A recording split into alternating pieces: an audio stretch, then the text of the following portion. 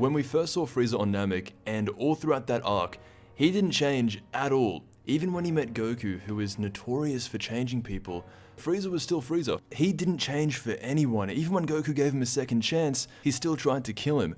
So today I'm going to be looking at a story that goes into the unknown, something that is so traumatizing that it wasn't even officially licensed by Dragon Ball Z. I was skeptical about doing this one. This is the story of Frieza as a child, his traumas, everything that he's been through from birth up until we know him now.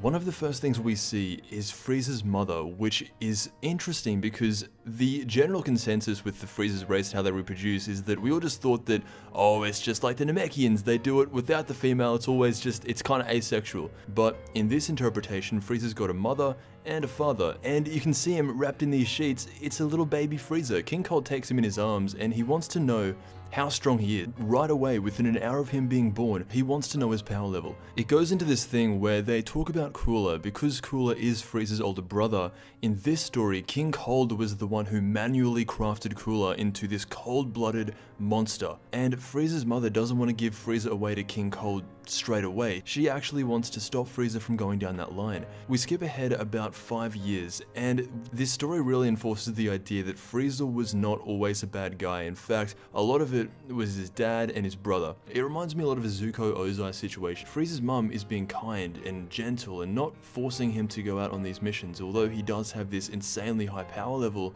she's not forcing him to kill anyone. And because Frieza is so young in this story, his brother Cooler and King Cold are out training, and we get this shot of King Cold training Cooler. And you can tell that King Cold is so disappointed in Cooler because he's training him, but Cooler isn't getting any stronger. He's getting beat up by his dad, saying that he won't even get to lead his army one day. And so while Cooler is on the ground, this little kid Frieza comes out and starts making fun of him for being so weak. Cooler just got beat up by his dad. He's not going to get trashed on by his little brother, so he punches him in the face, and then when he turns around to face his dad, beams straight through the chest. And who else would do it but a baby Frieza? Baby Frieza had enough power to take down his brother, and King Cold sees this, and he actually takes Frieza's side. He looks at Cooler as if he's just disgusted that he let a baby do that to him. He pretty much just leaves Cooler to die and takes Frieza within his arms, and that's when we start seeing Frieza becoming the favored child. Cooler is left there to die. King Cold has completely forgot about him and is now training Frieza. King Cold has never seen Frieza in that situation before, so naturally it made him interested, and he tells him, I wonder how you would react if your real life was in danger.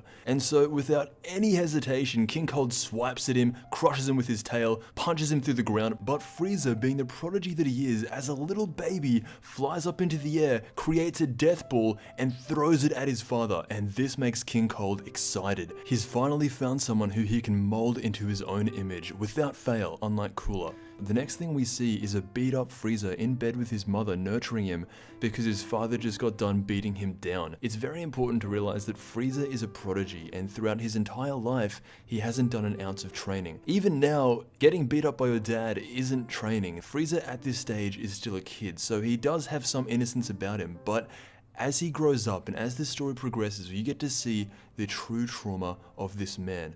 Next time on Dragon Ball Unguarded, we are going to be going through every phase of this man's childhood. If you absolutely cannot wait and want to read the full story right now, I will leave links down below so you can. Definitely check it out, but I will be covering this in total next time on Dragon Ball Unguarded.